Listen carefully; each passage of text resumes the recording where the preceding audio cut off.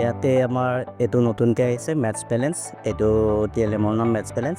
ইয়াতে এনেকৈ দণ্ডল থাকে, ষ্টিক থাকে। ইয়াতে সংখ্যা দিয়া আছে 1 2 3 4 5 এনেকৈ 10লৈকে, এইফালে 10লৈকে দিয়া আছে সমান। আমি ইয়াৰ দ্বাৰা তাৰমানে ল'ৰা ছোৱালীক সংখ্যাৰ তুলনা কৰিবলৈ শিকাব পাৰোঁ। সংখ্যা এটা তুলনা কৰাব পাৰোঁ, যোগ বিয়োগ কৰাব পাৰোঁ আৰু ডাঙৰ সৰু ধাৰণা দিব পাৰোঁ। আমি ধৰক এতিয়া 5ত দিলোঁ এইফালে সমানৰ ধাৰণাটো, যদি এইফালেও যদি আমি 5ত দিওঁ, এইফালেও 5ত দিলোঁ, দিয়াৰ লগে এডাল সমান হৈ গ'ল। 5 আৰু 5 সমান হয়, এইটো ধাৰণাটো সিহঁতৰ আহিব। ডাঙৰ সৰু ধাৰণা দিব পাৰোঁ।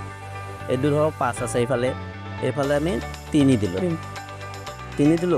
3 দিয়াৰ লগে কি হ'ল, আমাৰ এইফালে 5ৰ ফালে হালি গ'লে সিহঁতে ধাৰণা কৰিব যে বেছি আছে, 5টো ডাঙৰ হয়। এনেকৈ সংখ্যাৰ তুলনা আহিলে যোগৰ ধাৰণা দিব পাৰোঁ। ধৰক আমি ইয়াতে ল'লোঁ 5ত ল'লোঁ আৰু 5ৰ লগত আমি 3 যোগ কৰিম, 5 আৰু 3 যোগ কৰিম। এতিয়া কিমান হ'ব, এইফালে আমি চালোঁ 7ত দি চালোঁ বেলেঞ্চ হৈছে নেকি, নাই হোৱা। আমি এইফালে দিলোঁ, এইবাৰ 8ত দিলোঁ। 8ত দিয়াৰ লগে দুয়োটা সমান, মানে কি 5 আৰু 3 যোগ কৰাৰ লগে 8 হ'ল। তাৰপিছত আমি বিয়োগৰ ধাৰণা দিব পাৰোঁ।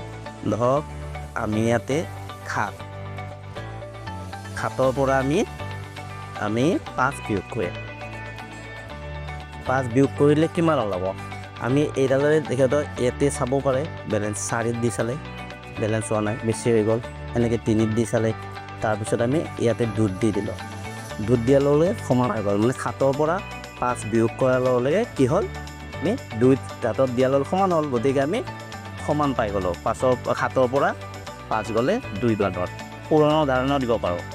পুৰণৰ ধাৰণাটো ইয়াৰ পৰা ধৰক আমি 3 আৰু 2 পূৰণ কৰিম। এই 3ত দিলোঁ, 3 আৰু 2 বাৰ কৰিম, যিহেতু 2ৰ লগত পূৰণ কৰিম। 3 ঘৰ আছে, 2ডাল দিলোঁ। 3 2 পূৰণ কৰাৰ লগে কিমান হয়, ইয়াতে বেলেঞ্চিং কৰিবলৈ চাব দিলোঁ। 7ত দিলোঁ, নহয়। 5ত দিলোঁ, বেলেঞ্চ হৈছে নেকি, নাই হোৱা। তাৰপিছত আমি 6ত দি চালোঁ, এনেকৈ চালোঁ, চোৱাৰ লগে 3 2 গুণ 6 এনেকৈ বেলেঞ্চ হৈ গ'ল। নাছে তুমি 5 সমান 5 বেলেঞ্চিংখনত দেখাই দিয়াচোন।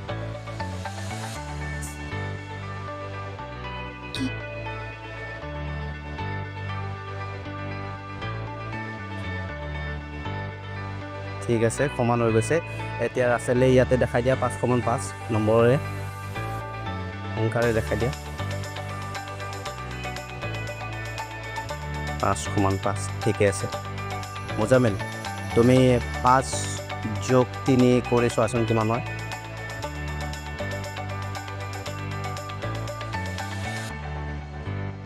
5 যোগ 3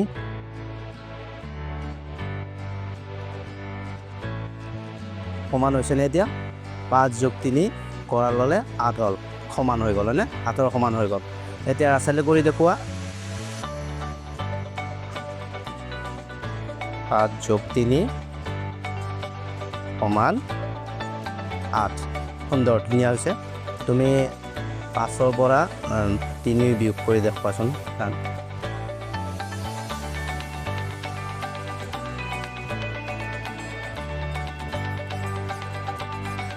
3 বিয়োগ কৰিলে 2 পালোঁ আমি হয়নে? তেতিয়া দুইফালে সমান হৈ গ'ল। এতিয়া ৰাস্তালৈ কৰি দেখুওৱা সংখ্যাৰে।